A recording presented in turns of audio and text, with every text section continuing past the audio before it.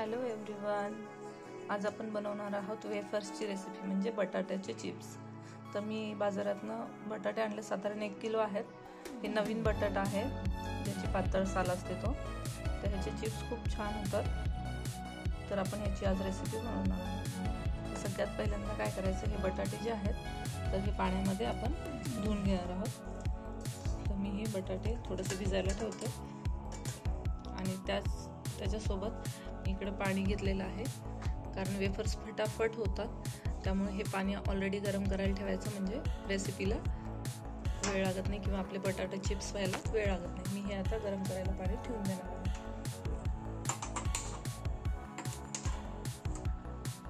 पाहू शकता मी आता हे गरम करायला ठेवलेलं आहे पाणी। आपण याला मीठ टाकणार आहोत, तुमच्या हेल्थनुसार टाकू शकता, जास्त टाकू नये।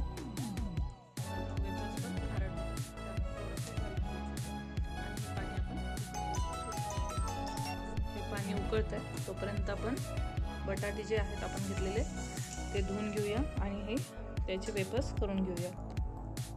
तुम्ही हे असे स्वच्छ हे बटाटे आहेत जे आपले ते स्वच्छ असे धुवून घ्यायचे आहेत।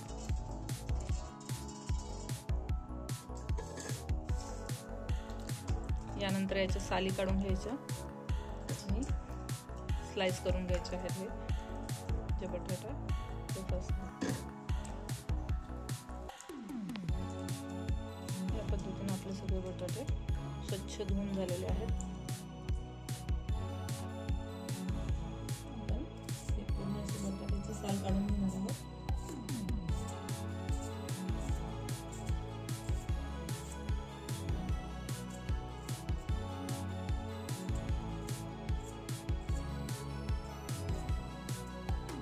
या पद्धतीने आपण सगळे बटाट्याचे साल काढून घेणार। हे साल काढून झालं की पाण्यामध्ये आपण टाकून द्यायचं। याच पद्धतीने आपण सगळे बटाटे सोलून घेऊ।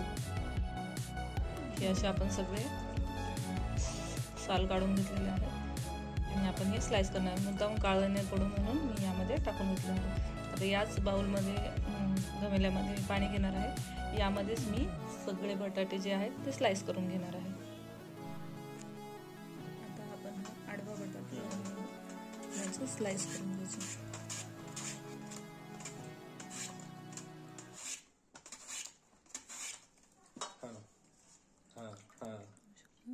आपले स्लाइस पडतात।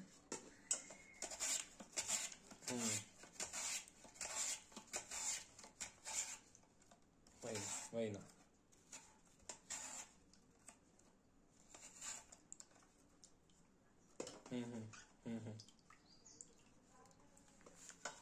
अच्छा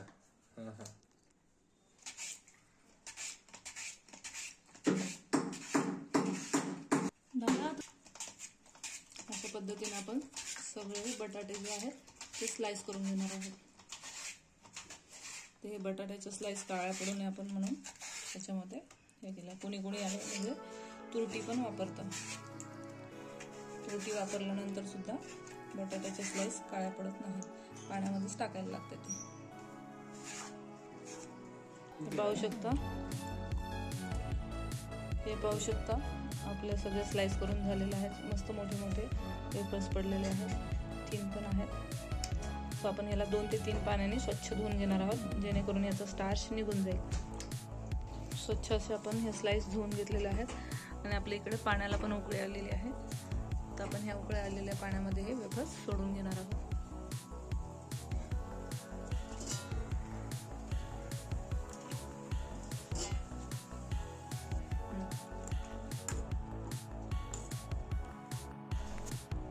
बघू शकता आपले आता वेफर्स पूर्णपणे शिजला गेले आहेत, ट्रान्सपरंट दिसतात। याचा अर्थ की ते शिजला गेले। खूप जास्त पण शिजवायचे नाही आहेत आपल्याला, नाहीतर मग त्याचे तुकडे पडतात। आता हे आपण असं जे काही ह्याच्यात काढून घेऊन हे सुकायला ठेवणार आहोत।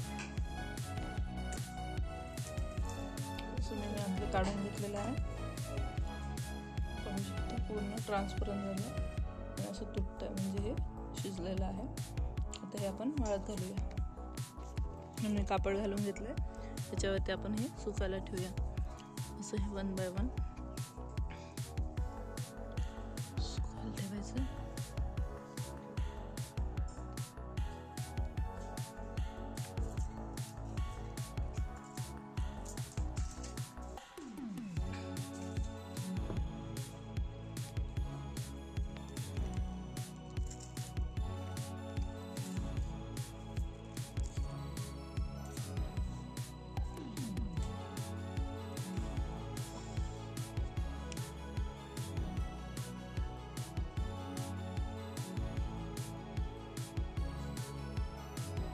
हे पाहू शकता आपण, हे सगळे बटाट्याचे जे वेफर्स आहेत ते आपण इथं उन्हामध्ये सुकायला ठेवलेले आहेत. छान सुकतात हे. तर सुकल्यानंतर पुढे बघूया कसे होतात ते आपले. हे पाहू शकता आपले बटाटा वेफर्स तयार झालेले आहेत. आता आपण ह्याला तळून बघूया. आणि इकडं तूप तापायला घातलेलं आहे कढईमध्ये, आणि हे तापलं की आपण आपले वेफर्स आहेत ते तळून घेणार आहोत. यामध्ये आता आपण हे वेफर्स टाकून घेणार आहोत.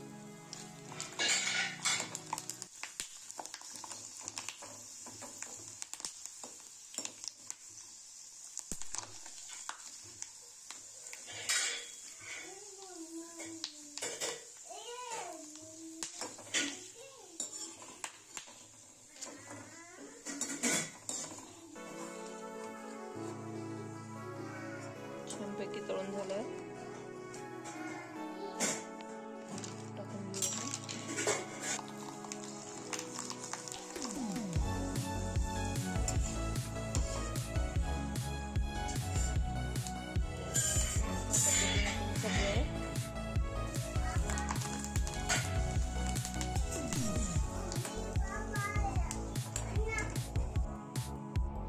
पाहू शकता आपले वेफर्स तयार झालेले आहेत. आता यावरती तुम्हाला आवडत असेल तर थोडंसं तिखट भुरभुरायचं आहे, आणि यासोबत थोडेसे मिठाने करून घ्यायचे शेंगादाण्याचे. ही अप्रतिम लागतात. खूप सुंदर आणि खुसखुशीत बनून तयार होतात. हे तुम्ही नक्की बनवून बघा. महाशिवरात्री आलेच आहे उद्यावरती, तर तुम्ही हे नक्की ट्राय करू शकता. आणि बाहेरचे वेफर्स खाण्यापेक्षा घरचे या महाशिवरात्रीला करून खाऊ शकता. माझी जर रेसिपी आवडली असेल आणि लाईक, शेअर आणि सबस्क्राईब करायला विसरू नका. आणि कमेंटही करून काही सजेशन असतील ते सांगू शकता. थँक्यू.